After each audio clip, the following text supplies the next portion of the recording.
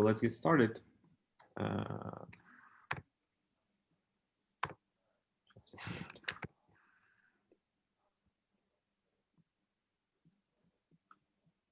all right, so testing React. Okay, first of all, who am I? My name is Andrei. I work as a senior software engineer at Galvanize. I have several years of experience working with front end, and yeah, so like I started working with React and Galvanize 3 years ago. Yeah, and was pretty fascinated and by this framework, and obviously because we have pretty big product, right? We invest into the testing a lot of our effort. This presentation is actually was created initially as part of our internal educational program. So we share like different information, different presentation in our R&D department to elevate and improve our shared knowledge. Obviously, this talk is a little bit changed and groomed for this meetup. Initially, it was created for a longer longer session, maybe an hour or so. But we have only like half an hour, maybe a little bit more. So I'll have to go like very quickly through slides. And after the presentation, I will share with you the link to the repository with all the examples, and it will also contain links to different articles and other like utility libraries and other useful materials that might help you to dig into the testing world of React. All right, so let's get started. First, the foundation of the React testing is Jest and JS DOM. So Jest is the JavaScript test runner, basically, and JS DOM is a implementation library of many web standards. And it's close enough to make the testing environment close enough to browser environment. However, when testing React components, you need to keep in mind that it's not exactly browser. So some things, some features of the browser are not available in that node environment. And obviously for that, for these particular cases, you would prefer to write tests using different technology, for instance, Cypress. For testing React components specifically, there are several solutions, and one of the solutions that we currently use right now is React Testing Library. This tool became pretty popular in the past couple of years, and it's developing rapidly. And today we will mostly talk about this library and how actually we use it to solve different problems.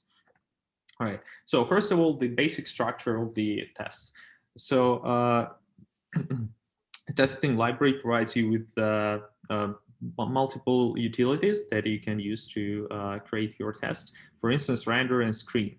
So render is the function that allows you to render a component in node environment, and screen is a basically namespace of multiple tools that would allow you to check the status of your component and manipulate this.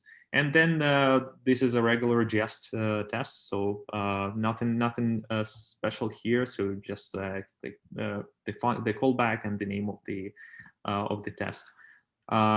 Okay, so let's consider this basic test. So we have a React component that have one prop name and renders header with a string in it. So the test for this component will look like something like this. So first we render our component using render function from React testing library, and we pass a property in it, and then we check the state of this component. The important idea behind the React testing library, compared to some other tools that are also used for testing React components, is that we try to test our component as if we were users of this component. So we don't we don't dig into the guts of the component. We don't check the internal state or something like this. So we try to see a component as a user. So basically we test the user facing information. So, and we basically work with the component as we were users of this component. So here, for instance, we first check that the component has a header and that this header has a specific text content. So the same way as a user would navigate the page, user would see a header somewhere and see the text in this header. So that's the expected behavior of this simple component. The screen has multiple tools under this belt. First of all, it's multiple like assert functions, and I will talk about that in a second. And it also provides some debugging tools that allow you to basically print out the current status of your component, of your DOM, basically, for debugging purposes during the test.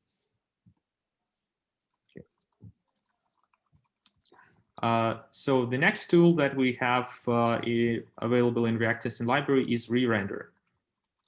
So consider this scenario: we have a component hello that again accepts name, but we have a branching logic in it. So if name is present, we render hello name, and otherwise we render hey stranger. So for that scenario, again, we render the component, but the render function returns the result, and this result contains the re-render function.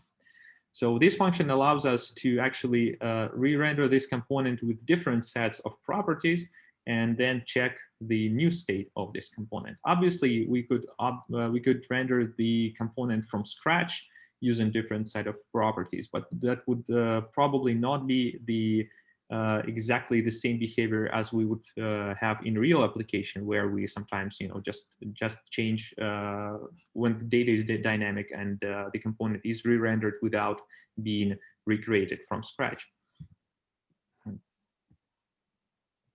The queries, like when we actually validate the state of the component. So for instance, we look for a specific text on the screen or a specific component with a specific role, right?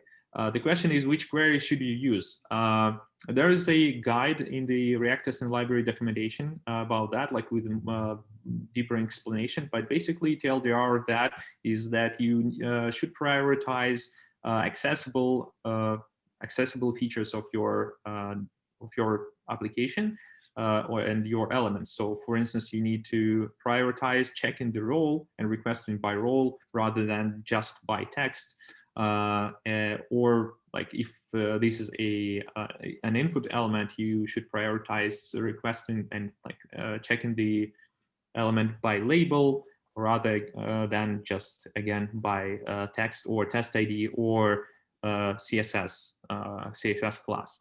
So basically, the lower you go in this hierarchy, the less the more fragile your test might become, because, for instance, if you check your components and request your components by CSS classes, right? If your CSS changes, your test will break. If you the name of CSS classes change, and also if you use just CSS selectors to check the state of your different parts of your component, right? It would not guarantee that your component is accessible. So by using selectors like querying by role, label, you not only basically validate the behavior of your the regular behavior of your component, but you would also be able to validate some portion of the accessibility part of your components. There are basically three main subsets of query selectors. So first is the get by, and this selector is when you use this selector, the important part is that if the component is not found on the screen, the test will throw an exception. So the test will be stopped with an error. And basically, this is a default thing that you would probably use in most of the time. The second one is query by. The difference here is that the query by would not throw an error if the component is not here. And therefore, query by allows you to write a negative scenarios. Like, for instance, if the component is not, for instance, the component with label text username does not exist or is not rendered on the page. Right. So most of the time, when we use query by, it's in that sort of scenarios when you want to check that something is not present on the page. And finally, find by, it's similar to get by, but this is an asynchronous tool. So basically, find by combined with async await allows you to check if the component is present, and basically if your component has some asynchronous logic, find by allows you to wait for this like this piece of like this element to appear on the page.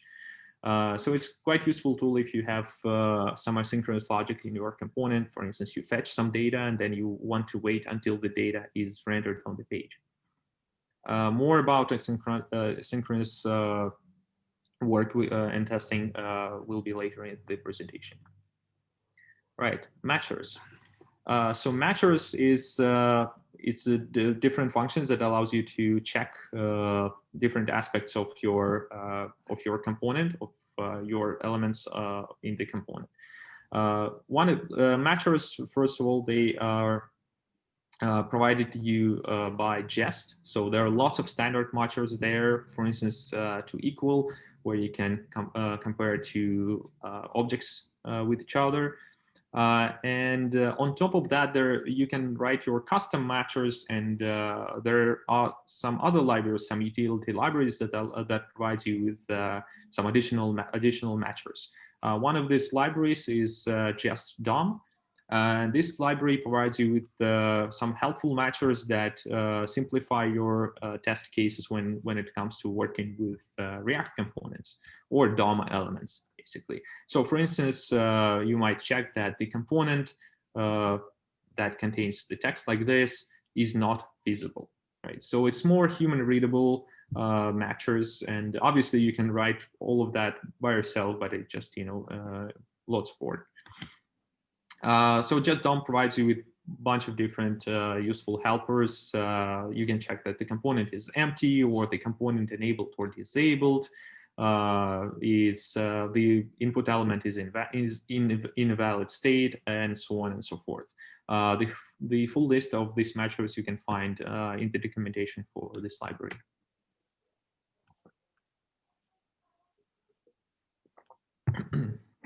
Events.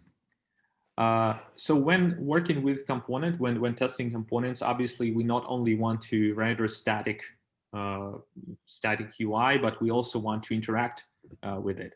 And for that, we need to emulate DOM events. There is a helper function fire event that exists in React testing library. And this is like the most simple way of firing events in React testing library.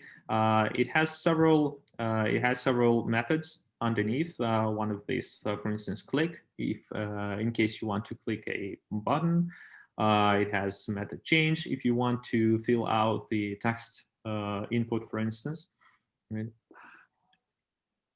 So let's take a look at the example. Let's say we have a component counter with a value, and every time we click on the button with the name increment, we want to increase the value by 1.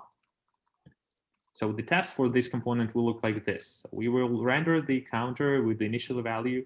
We will validate the state of this component by using string getByText. So in our case, we need to check that the value is 3. And then by using fire event, we click on the button with the specific name inside. So in our case, it's increment. And then we validate that now the value changed to 4.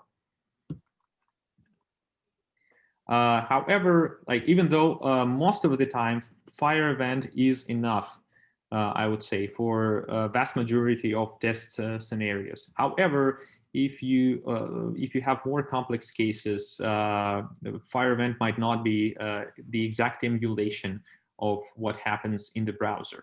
So the thing is that fire event is simplified version of that. So basically, if you fill out the input element with some text, fire event will just put some data inside of the component and will fire a DOM event.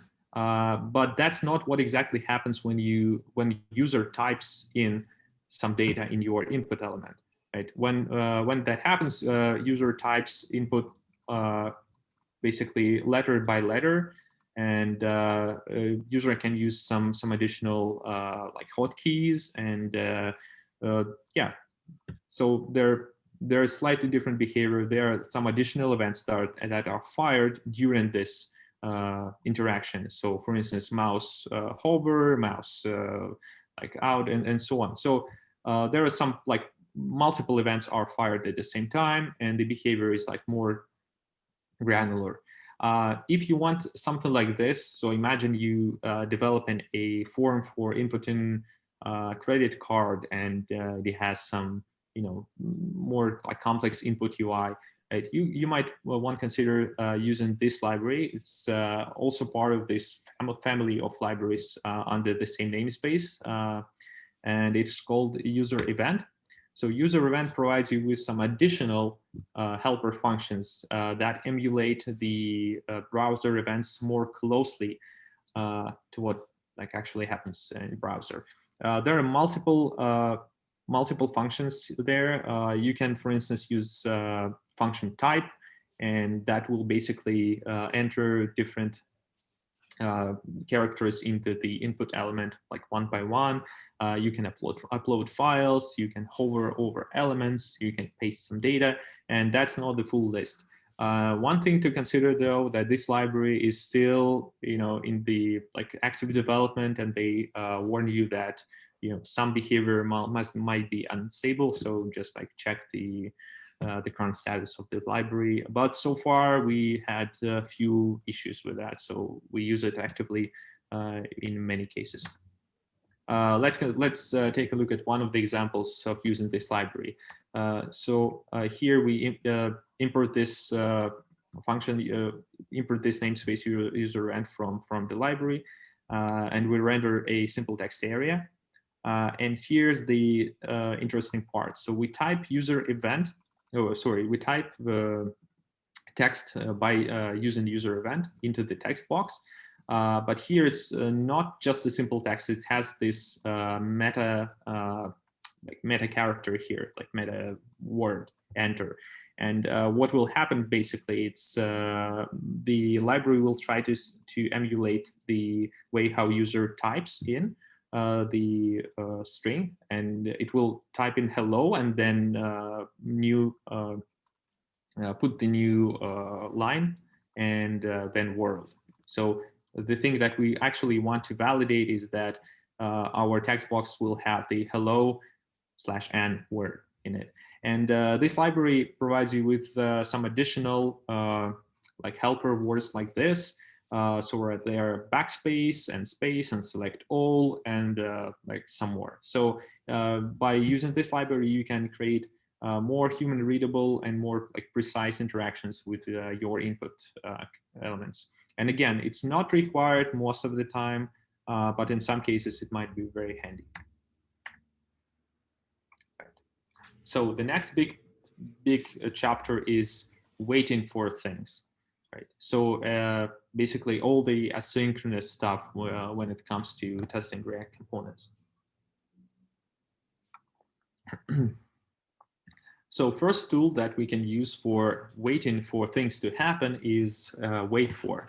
Wait for is part of the React testing library.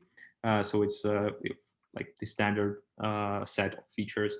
And basically this helper allows you to have a callback, and inside of the callback you can have an assertion, and the library will wait for this assertion to happen. So yeah, that way you can create a scenario when you, I don't know, like maybe you click the button, then some loading process started, and you want to wait for the loading disappear, like loading spinner disappear from the screen, or maybe some data appear on the screen. So that's the syntax of this helper. So it works in conjunction with async await. And yeah, you usually put only one assertion into this into the callback of this helper function, and the rest of the validation, rest of the assertions you just write after that in like regular synchronous manner. So if you want to validate like 3 things, or maybe like 3 elements that appear on the screen at the same time, you use wait for to validate that the first one is here, and then second 2 you just like put expect after that, right? One thing about wait for is that if you just need to wait for element with a specific text on the screen to appear, right? Instead of using wait for, you can use a shorter version, which is find by, that I mentioned before. So this one is basically equivalent of this longer version when you write wait for and screen get by text. Obviously, the version with wait for is more powerful. You can like get by text as well as like query by text and find by text has some additional options, and maybe you want have some more complex asynchronous like validation here. But if it's just like getting by text, right, or getting by like label or role or something like this, in that case, it's simpler and more readable to use a shorter version, which is find by. Okay. Next is timers. So whenever we work with timers in, like we have timers in React, so it might be tricky when you test it, because like by default, the timers might be like less predictable and more flaky. And for that purpose, Jest has actually specific tools. The important part about this chapter, I would say that it's not about React testing library specifically, it's about Jest. So this part about timers is actually applicable to any code, like any JavaScript code that you test. It might be like just some Node application or React components as well.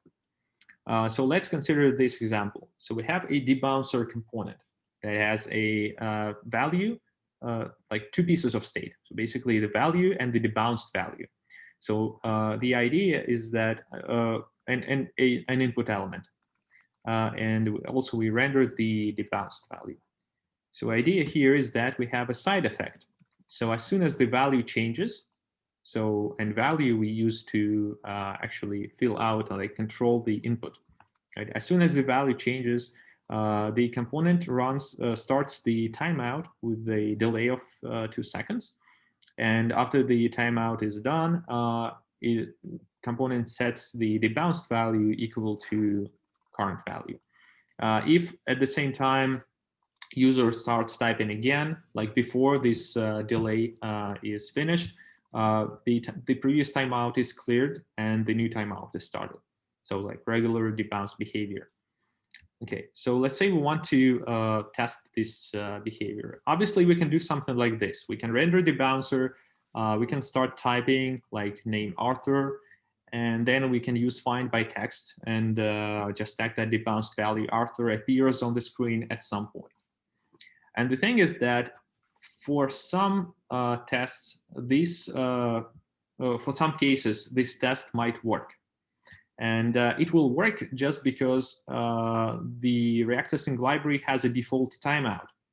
And if I'm not mistaken, it's about 5 seconds. So if you have a code that has a delay like around 5 seconds in it, or maybe less, right? It's probably passed most of the time. The problem here is, first, if your delay changes, this test will fail. So basically, you potentially have a flaky test.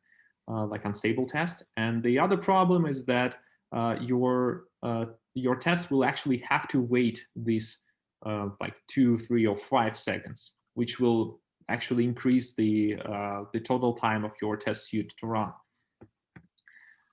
So what you can do instead is you can use Jest fake timers. Jest fake timers is the standard feature of Jest, and it allows you to actually fake timers, obviously. And it is used like that. So first, before you want to start using fake timers, you call this helper function, and after that, you want to clean up. So you want to like flush all the pending timers. And that might be important if you especially have some third-party libraries that you use, like in your code, and these libraries might have some other timers underneath that you might not know about, right? So you want like all timers to basically like finish automatically, and then you switch to real timers back again, right? Like in case you don't want to interfere with other tests in your test suite. And the test itself, in that case, will look like this. So again, we render the debouncer, we start typing the name into the text box, and then we use act function. Act actually comes from the React testing library or React test render. It's just like standard function that is sometimes is used by like when you write React tests, but it's most of the time it's built into the React testing library. So usually like it's hidden from you. But since we are working with some like side effects manually, so in our case we work with fake timers, we need to run this. We need to have run this function manually. So what this function does, it basically takes the blocks of code and say that we execute some like state changing behavior. So it helps React to understand like basically the different like states, like different states between like what was before and what happens now, right? So because otherwise, because in browser you have a like your main thread, and you have some like delayed tasks, like a quick queue of tasks. So in Node it's slightly different. So basically you say, okay, we type something, then we like perform some side effect, and then like we kind of rerun React again. So and like now we expect that it's re-rendered with some new values. So, but basically for you, you just need to remember, like if you worked with something like Jest timers, you usually use act to wrap your interactions or like side effects like this.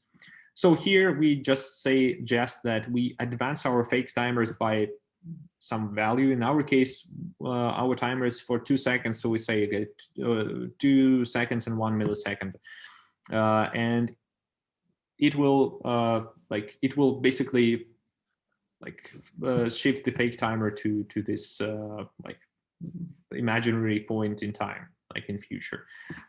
This approach is much better because like first your timers, your test does not have to actually wait for these 2 seconds, because everything here is like virtual, right? It's not real, and it's more stable.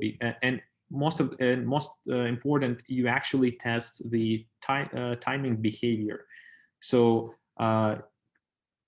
there is more granular granular example in the repository that I will share with you later. But basically, you can, for instance, advance Jest timer by 1 second, validate that the debounced value is still like didn't change, and then you can advance 1 more second, then validate that the debounced value is what you expect. So you can you have more control over the code that uses timers if you use fake timers with Jest. Okay, the next part is mocking callbacks. So when we interact with our components, we not only just pass some data in it, or click some functions, but we sometimes we sometimes have callbacks that we pass as properties to this component, and if we and we need to validate that these callbacks are called at the specific events. In order to do that, in order to work with callbacks, you can use jest.fn. It's a mock helper. It basically creates a mock function. It might have an implementation, like default implementation. It might be empty, and for all mocks, you can basically mock return value or mock resolved value if you expect your function to be asynchronous. You can like mock return value once if you expect this function to be called only once during your test, and so on and so forth. So there is actually a big number of different methods that mock functions have. And again, the full list you can find at the official documentation for Jest. So yeah, so there is like, and there is some matchers that basically comes and can be applied to these mock functions. And this matchers is that the function was called, the function was called specific number of times. So let's say like you clicked a button 3 times and you want to validate it. It actually was, the callback was called 3 times. You can validate which arguments it was called with, and so on and so forth. So there are a number of tools that you can use to create the test that actually validates the behavior. Okay, so let's combine some of the techniques that we just saw together. Just give me a second.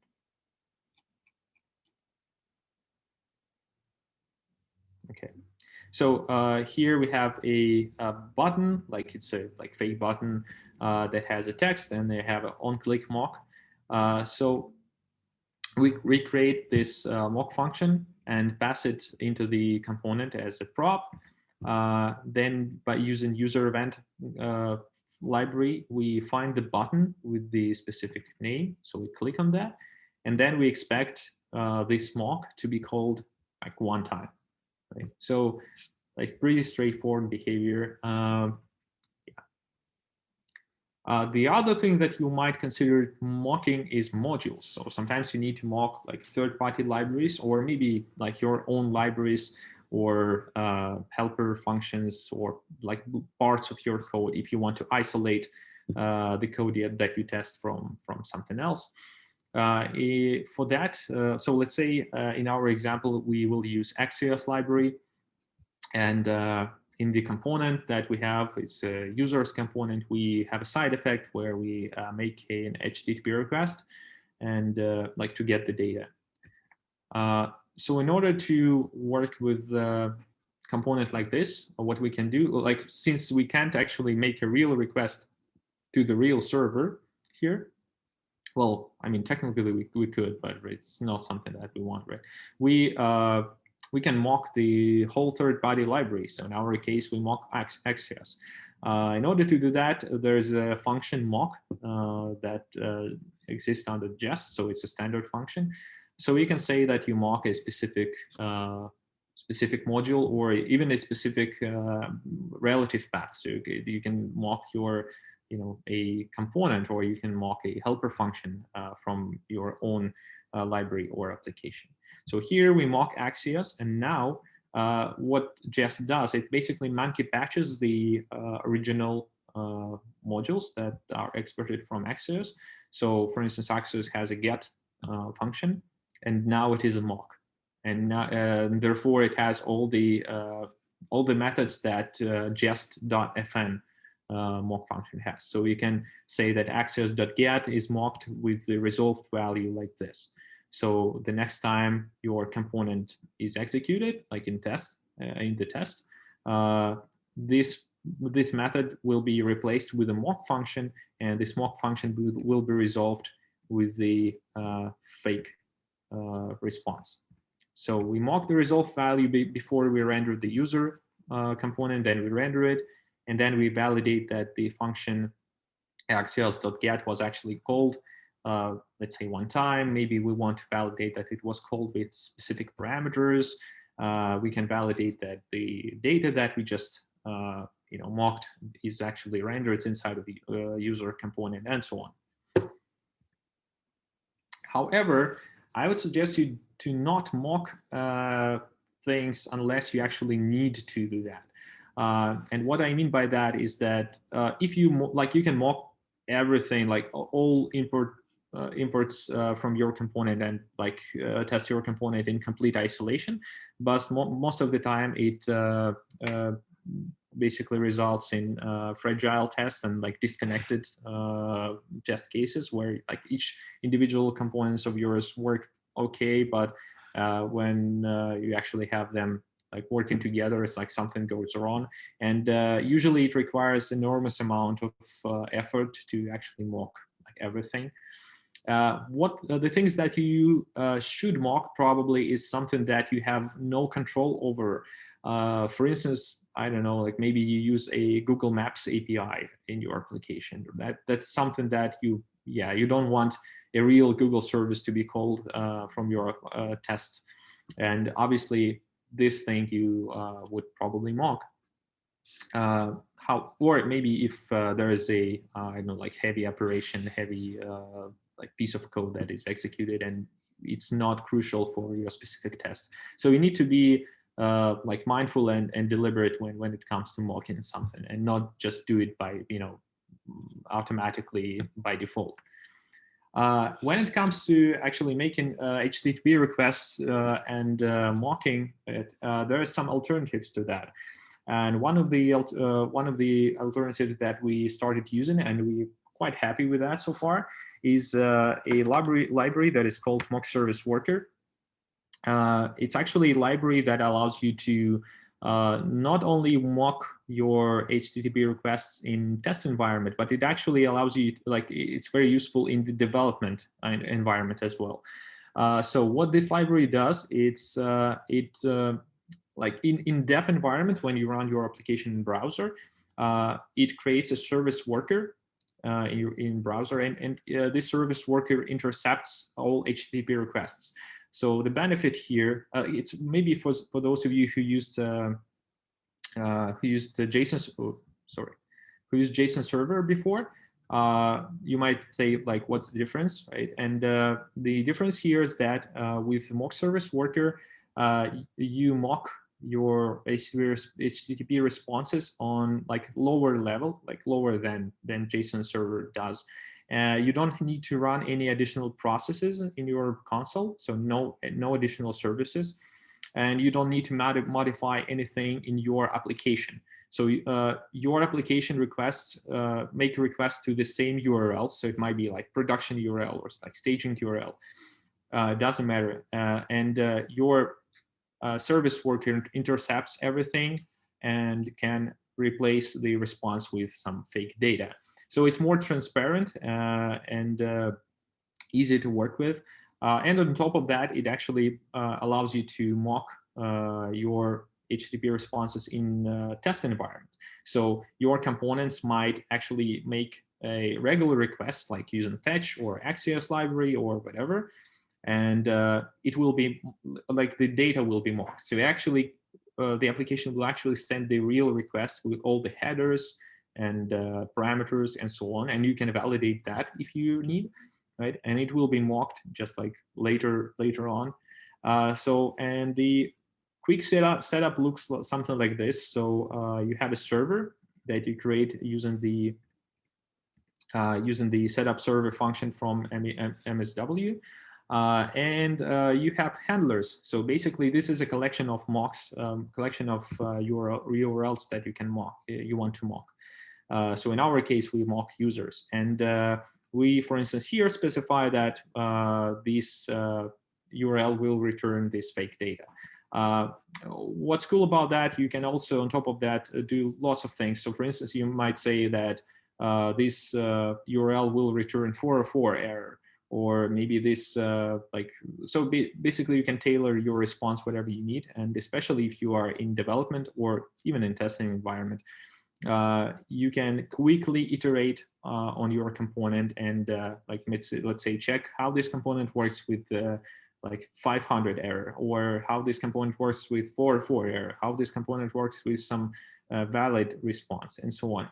So it's a good alternative for testing environment, and it's a good alternative for development environment as well.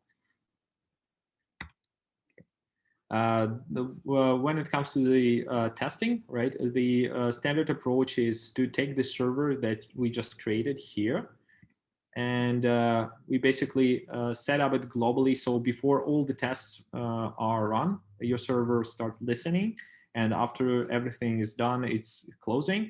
And after each test, it resets handlers.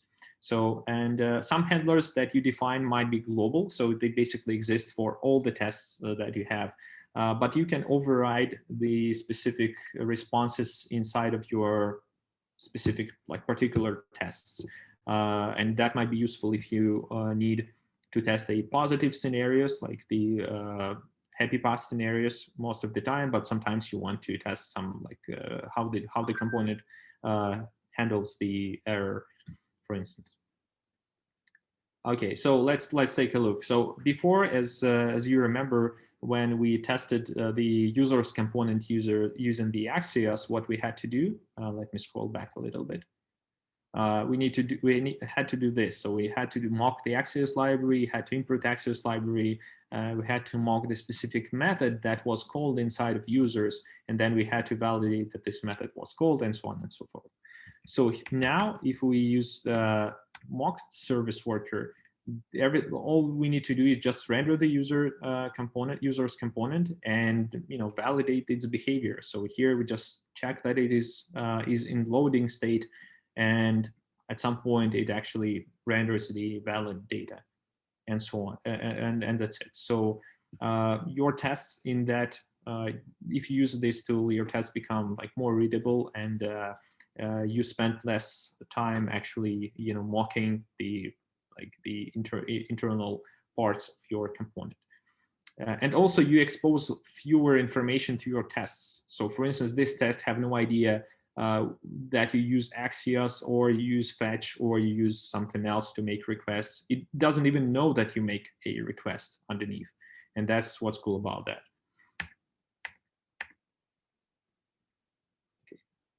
So that's an example if you want to actually override a specific response. So here, for instance, in this test, we want to check that the component is rendered with an error. So here, for this test only, I say that I want to override the response for users and return status 404 instead of the valid response. So, and then I want to validate that there is an alert with the error message. Right? So that's an example how you can create some special cases for your tests. And finally, testing hooks. So I know lots of you probably started using hooks in the past couple of years when it comes to React, and testing hooks might be tricky a little bit. And I will show you the what we can do on this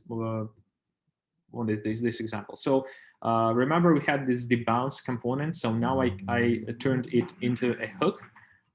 So this hook has two parameters, value and delay. Delay is with the default value of 1 second. So we have, again, the debounced value and set debounced value as a setter, and we use value as initial state. We again have the same side effect. So whenever the value changes, we run the timeout, and we clear it out if value changes again, and so on. Also, we have a function, a helper function that we called clear, that will just set the debounced value to empty string. And also we throw an error if the debounced value is undefined. So yeah, we create a hook like this. So, and we expose two things to user of this hook. It's debounced value and the clear function. Now let's take a look at the test that will test this hook. So in order to test hooks, there's an additional library that is also part of this testing library family, and it's called testing library /React hooks. So it's specific tool, like it's a tool specifically for testing hooks, obviously. Okay, so in this test, first we want to render a hook.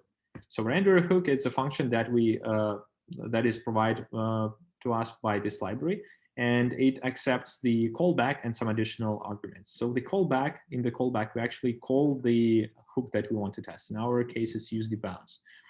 And the second argument here is the initial properties that we want to pass in.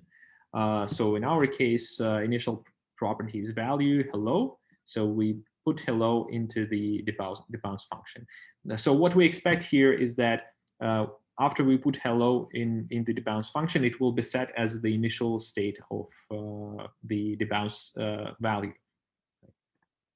And the render hook returns three tools that we can use to for the testing. So first is the result. So basically, what is rendered, quote unquote, by the hook.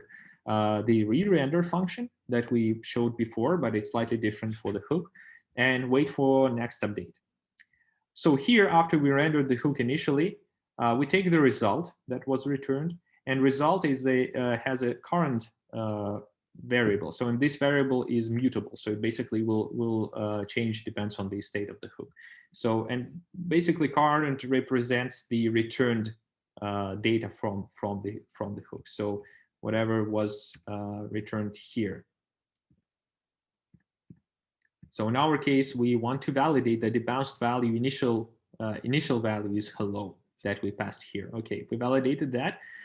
Then we want to change it to something else.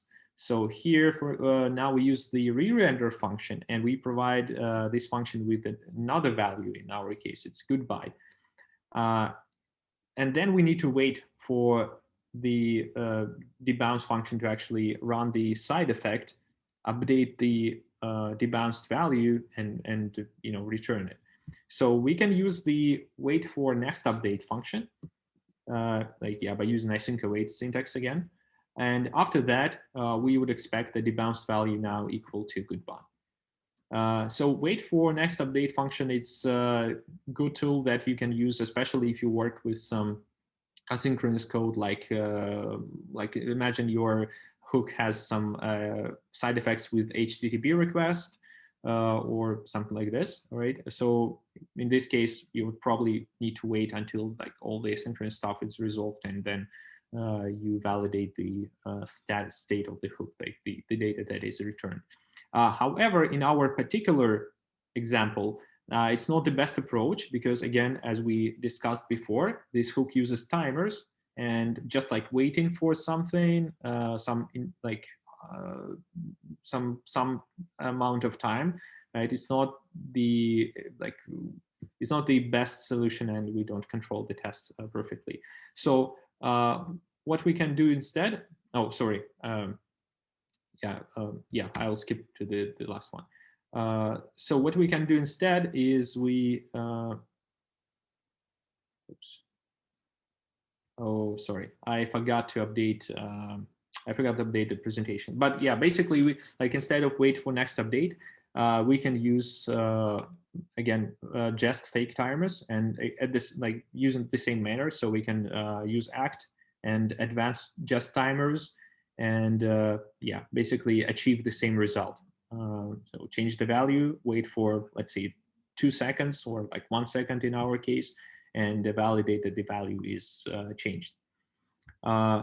If we want to call some change the state of internal state of the hook. So in our case, we want to clear the debounced value manually using the callback that we provide. Right? In that case, we need to use act. So act is also can be imported from the testing library React hooks. And as I showed before, it just accepts a callback, and inside of the callback, you perform this manipulation. So in our case, we clear this state. And after that, we can just validate that the debounced value now it's equal to empty string. And finally, as you remember, if we if we have debounced value as undefined, our hook throws an error. in order to validate this, we need to call the re-render with undefined value. We wait for the next update again. And then we can validate the special property of the result, that is .error.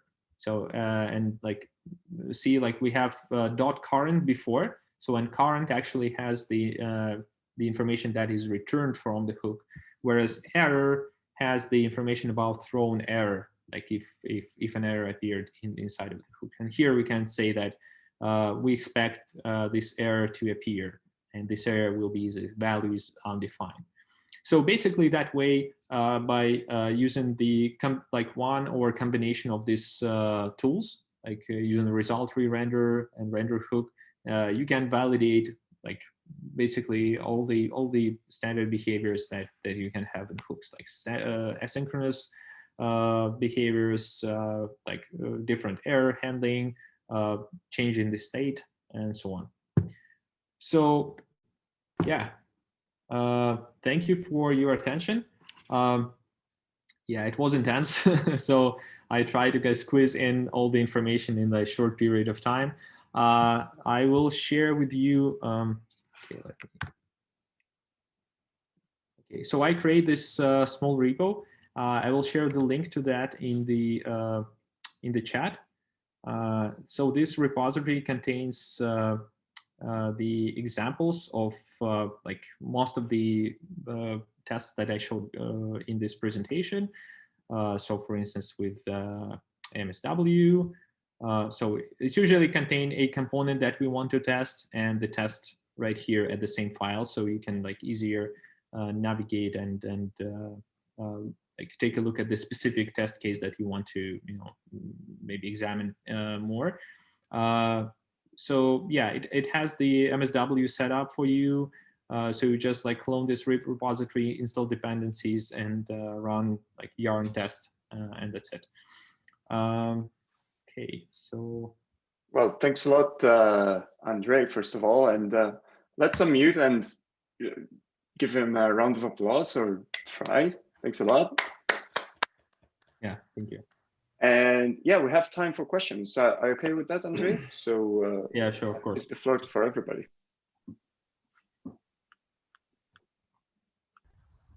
I have a question, actually. In terms of, so unit tests versus integration tests, typically you hear that people want to move more towards unit tests so that they run faster.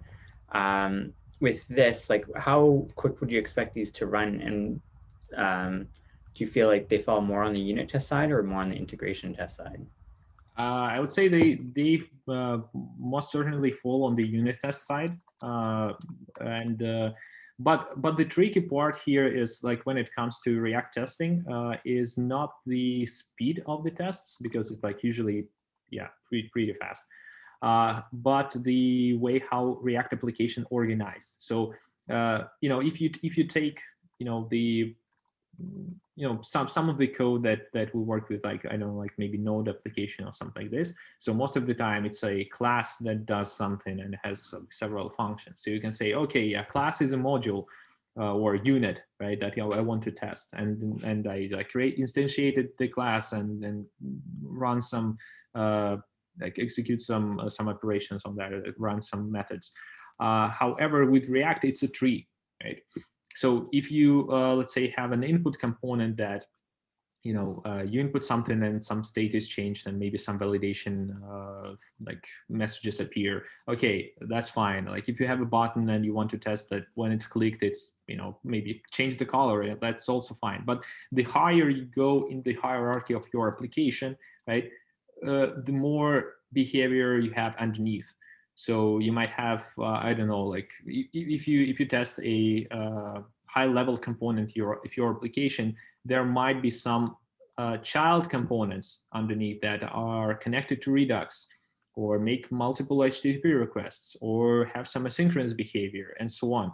So yeah, this part might be tricky. So basically deciding what you need to test on what level. So like, let's say you tested I don't know, like table of users, and now you have a parent component of that, which is like user dashboard or something. Should you like test this behavior again, or like, yeah. So this part is hard, and usually I would say that the higher you go in the hierarchy, like the more high level your the behavior that you want to test, the more you probably should lean onto the like using integration tests, or maybe like some tools like Cypress, for instance, because it's just becomes cheaper to create and support tests like that.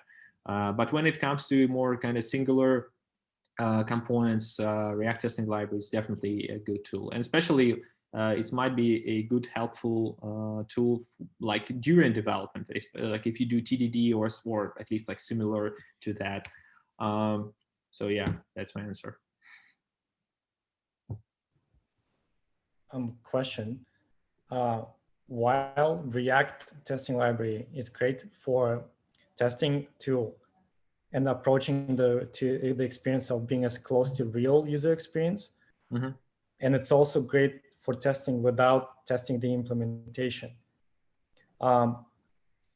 Using RTL and Jest, there's still really no way to test what the component should look like without testing CSS and the classes applied, or is there actually a way to do that without testing implementation? As far as I know, that's I would say probably no. There is no like real like good approach that would allow you to do that, and that's basically the limitation not of the Jest, but the like, well, sorry, not React testing library, but basically the environment, the node, right? Because it's not a browser. It's not a browser, and hence it doesn't have the like CSS and doesn't have the like screen and resolution and so on. So like usually when it comes, like if we want to test a like how the component looks like, right, to a user, what we usually do is we might use a service that allows us to do some screenshot testing, like have a real screenshots of like there are some tools right now. Sorry, I'm not like very familiar with those because I haven't used it by myself, but we definitely use some, and these tools allows us to like Screener Screener, I guess. They allows us to like catch some layout issues or like some styling issues. But the problem that with the tools like this, they are more expensive in terms of the support and so on, and they are kind of they don't understand the nuance, I would say. So and they are more fragile. So if you change, I don't know, a hue of your color just like a little bit, the test will fail, right? If you maybe like shift your window by 1 pixel, the test will fail, even though for a user, right, it doesn't matter. The user won't notice that. It might be not necessary, but like as an engineer, like your test fails and you need to go there and see what fails, and it's like, oh, there's like 1 pixel difference. So I mean, depends on what your application does. You might require the tools like this or not, but React testing library and like Jest test, like Enzyme or some other libraries like this, their main purpose is checking the behavior. Because for instance, if you have a component again that has some complex behavior, like testing this component with the screenshots would mean that you would have to make a screenshot for every state of your component. Like you type something in, you make a screenshot. You click button, you make a screenshot. You like open the model dialog, you make a screenshot. Like a lot amount of screenshots, right? So, and obviously the React testing library and Jest, it's just faster tool that you can use to validate the main part of the user interaction. So if CSS is off, but the application is still usable, there is still user value, right? So. Yeah, thanks. A complementary question to that. Snapshots were huge kind of point of discussion when they were released. Right now, I don't see much value in them unless there's a niche. Did you find any niche usages? A snapshot, you mean like snapshots? Yeah, so Like, to be honest, again, it's like my personal opinion, right? I had not very good relation with snapshots, and I personally consider snapshots not a like best practice because they are too I would say, yeah. So basically, they are too fragile. So if you create a snapshot of React component, it will create like, you know, the whole tree of especially if it's a like more high level component, or if it contains some like children. So it will have like lots of nodes in it, and class names and so on. And whenever so for instance, we have a library of visual components that we use across our application, right? It's called Paprika, and it's actually public, right? So you can take a look. Like, imagine you use the library like this, right? Like your internal library of reusable components like buttons and input elements and so on. So, and you use version systems, like you have a button that is like version 1, right? And you know, like there's a patch that patches button to version 1.0.1 or something like that. So your button is updated, and there may be like a typo in the class name of the button is fixed, right, inside of the button. And like you have, I don't know, 100 of components in your application that uses this button. So now suddenly like 100 of snapshots in your application are broken because there is the class name that was like this and now it's like that, right? So we had situations like similar to this like all the time. And what people usually do with snapshots, they will just like, oh, the snapshot is broken, just like accept the new version, because there are too much data to process. Like it's too kind of tedious to go through all these snapshot differences and find. So unless there's something like really screaming at you that something goes wrong, but most of the time it was just false alarm. So some CSS class was like changed or something like this. So yeah, that's why I would say that like using snapshots as a default tool is probably not the best approach, and they are also slower. However, I would say that snapshots might be good if you maybe like in some cases if you need to validate a string or maybe like some, I don't know, like custom DOM or something. So for instance, we used a third-party library that used a custom template, and it's not React, so it's not React compatible. It's just like custom template in HTML. So and we created several like helpers functions that created this custom markup basically, and we wanted to validate that this function that accept, let's say, like name and age and last name or something like this, return this custom HTML markup that we then provide for this library. So if you want to write a jest function to that, like how would you validate that? Because the result of this function is basically a string that consists of HTML tags and so on, right? So if you create a jest test that just say this string expect to be equal to that string, like how it's different from the snapshot. Obviously, for the case like this, snapshots are perfect. You just say, okay, I expect this this string to be a result of this function, and you just make a snapshot and just forget it. It's like cheap, fast, and like in our case, it was something that is rarely changing, and it's not dependent on some third-party library. So nothing could basically break this test from outside, right? But for React components, most of the time, I would say that using snapshots might be just too much. Yeah. We could take probably another question and then conclude there. If there are any others.